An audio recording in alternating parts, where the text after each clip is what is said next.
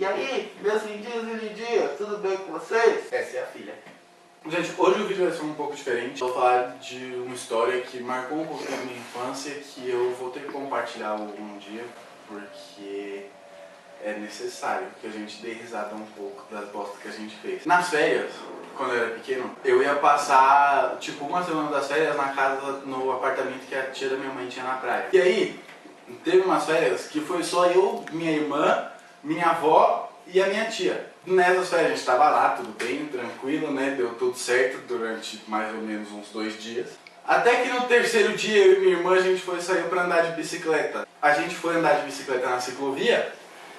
E eu sempre gostei um pouquinho de correr com a bicicleta, mas não era uma coisa tipo exagerada, era só uma corridinha de boa, suave, tranquilo. E aí do nada uma velha foi atravessar a ciclovia, só que a velha não olhou para os dois lados.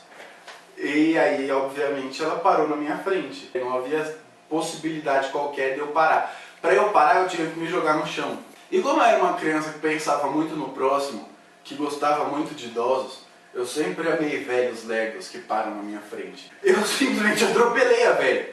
E foi um dia que marcou muito a minha vida, porque a velha se jogou no chão, começou a rolar de um lado do outro, começou a pedir substituição, ela ficava de... E ela falava que o nariz dela estava sangrando, que eu tinha quebrado uma perna dela, que era para me prenderem, que eu não tinha capacidade para andar em um lugar público, que eu era uma criança irresponsável, que eu tinha que ter parado para atravessar, mas todo mundo sabe. Quando você vai atravessar uma ciclovia, o que você faz? Olha para os dois lados. Mas a porra da velha não olhou. Quando eu atropelei a velha, a minha irmã entrou em um estado de desespero muito grande. Aí ela correu pro prédio lá do apartamento e ela gritava pro porteiro para ele interfonar para chamar a minha avó. Quem atendeu o interfone foi a minha tia. E aí minha irmã falou pra minha tia que precisava falar com a minha avó, só que a minha tia falou que a minha avó estava dormindo. Aí minha irmã falou que eu tinha matado uma velha. Só que eu não tinha matado a velha. Aí todo mundo ficou num desespero muito grande. E aí começou a montar a gente lá na praia. Eu não tinha muito jeito de ficar lá porque eu tava com vergonha. Não por ter atropelado a velha, mas porque eu não me dou muito bem quando tem muita gente olhando pra mim e gritando que eu tinha matado alguém. Aí beleza, chegou lá todo mundo, não sei o que, a minha avó levou a velha pro hospital. Aí o cara do hospital falou que realmente não tinha dado nada na velha. E aí a gente levou a velha pro asilo. E aí quando a gente deixou a velha no asilo, a velha olhou pra minha avó e falou assim: sabe, a sua neta, ela é uma pessoa muito boa. Eu nunca tive uma neta. Minha avó, ela tem isso.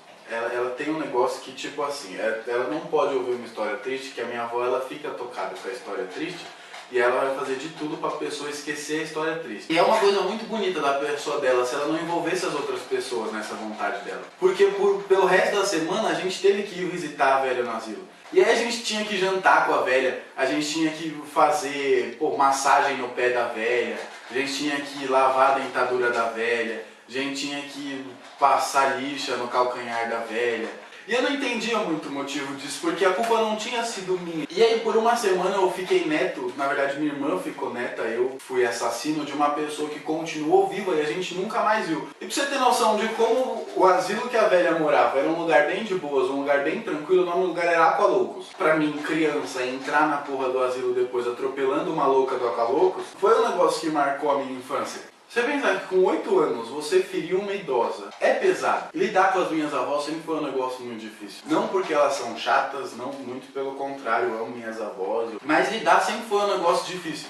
Porque elas sempre foram dois extremos. Por exemplo, na casa dessa minha avó que eu atropelei a velha, ela sempre tratou a gente como um adulto. A gente entrava na casa dela, ela falava pra gente sentar, a gente comia bolo, ela oferecia um uísque, um cigarro, um charuto. Era um negócio bem tranquilo. Já na casa da minha outra avó, a gente sempre foi tratado como criança. Tipo, sei lá, a gente tinha 8 anos, 8 anos a gente ainda era criança. A gente tinha 18 anos e a gente ia pra casa dessa minha outra avó, aí ela fazia a gente sentar, tinha que fazer o dever de casa, tinha que brincar de carrinho. Por exemplo, na casa dela a gente sempre tinha que dormir 8 horas. Mas não é que a gente tinha que dormir 8 horas corridas. 8 horas da noite a gente já tinha que estar jantado, de banho tomado para ir dormir. Já na casa da outra avó, dava meia-noite, a gente ainda estava acordado, muito suave. Chegava uma hora que ela ligava o canal de leilão de tapete para ver se a gente capotava uma hora que ficava aquele homem lá.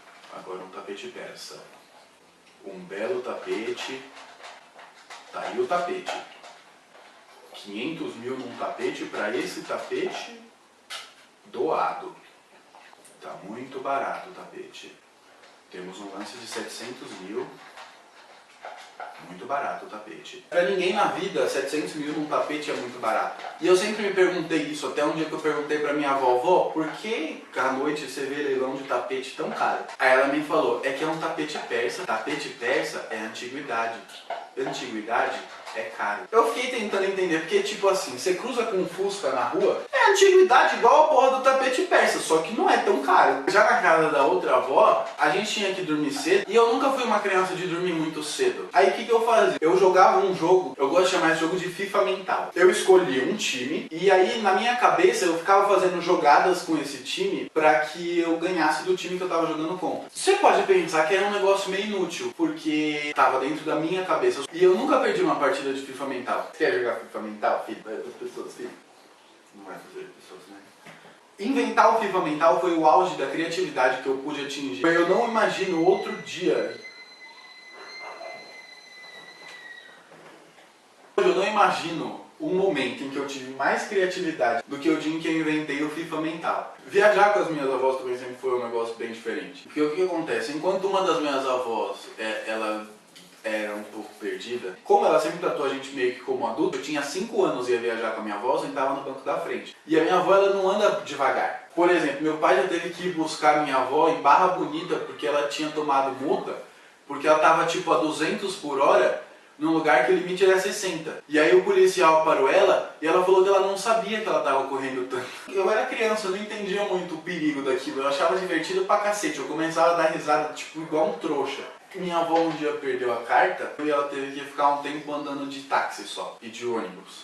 E aí ela quebrou a perna no ônibus. E aí ela veio morar aqui em casa. E foi como se eu tivesse voltado pra infância, porque sempre que a gente tava em casa e ela tava aqui, ela gostava de ficar com a gente até a hora de dormir. E aí ela ligava no leilão de tapete. Voltando pra viagem das minhas avós, sempre foi um negócio bem diferente. Porque essa minha avó, por exemplo, ela corria e eu sentava no banco da frente. Já a minha outra avó, sempre viajava ela e meu avô no banco da frente, e eu, minha irmã, minha prima e meu primo no banco de trás. A segurança já começava aí. E meu avô, ele gostava, tipo assim, ele tinha uma grande semelhança com a minha outra avó. Porque os dois gostavam de andar devagar.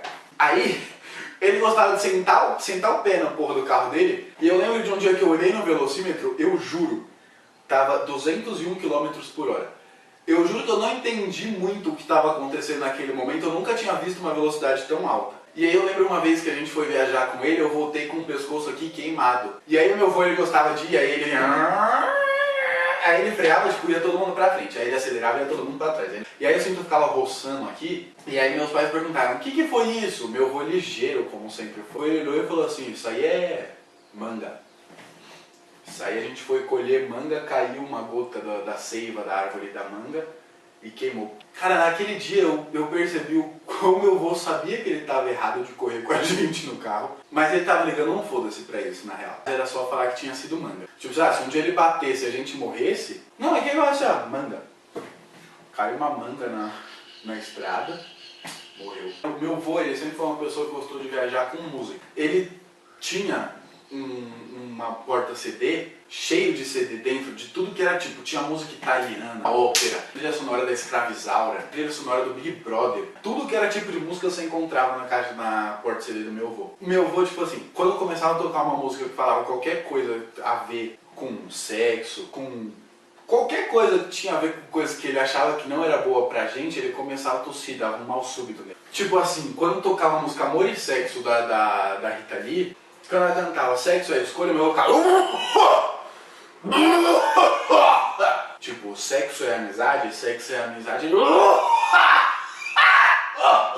Era um negócio. E aí a minha avó ia do lado e ela dormia de um jeito muito engraçado, porque ela dormia dançando. E ela dançava com a cabeça. Parecia aquele cachorro de taxista e ela ficava com o corpo duro, só a cabecinha aí.